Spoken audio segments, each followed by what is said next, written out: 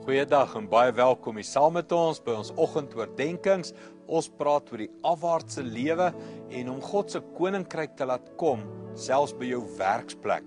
En ons praat oor ons werk nie net vir mense nie, ons werk vir God en hy is ons bron en hy sorg vir ons. Kyk na hierdie Psalm 123 vanaf vers 1 af. Hy sê: Ek kyk op na U, U wat in die hemel woon.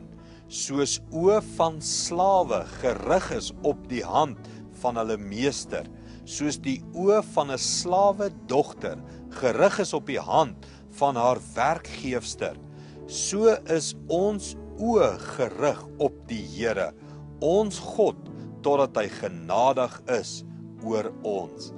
Hierdie skrif sê soveel keer, 3 keer dink ek, sê hy, waarna kyk jy? Ons oë is gerig waarheen? Waarheen is jou oë gerig om vir jou te sorg?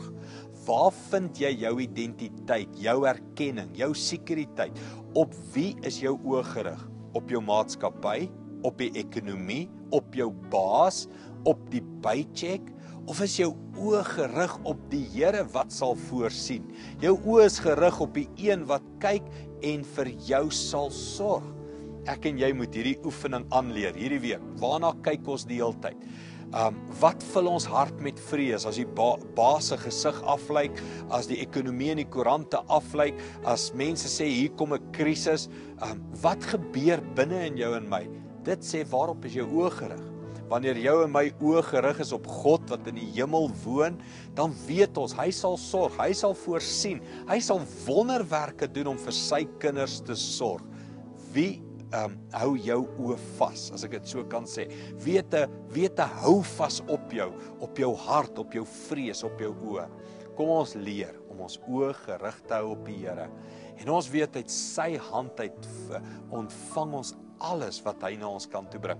Kom ons bid, laat ons oë op die Here gerig sal wees. Hemelse Vader, help ons om ons oë af te haal van mense, af te haal van strydwaans, af te haal van perde, af te haal van koerante en die ekonomie en alles wat mense sê. Help ons om regtig ons oë op U gerig te hou, want U is ons bron, U is ons Vader, U sal vir ons sorg. Dankie daarvoor, Here. Dankie dat ons oë op U is. In Jesus naam. Amen.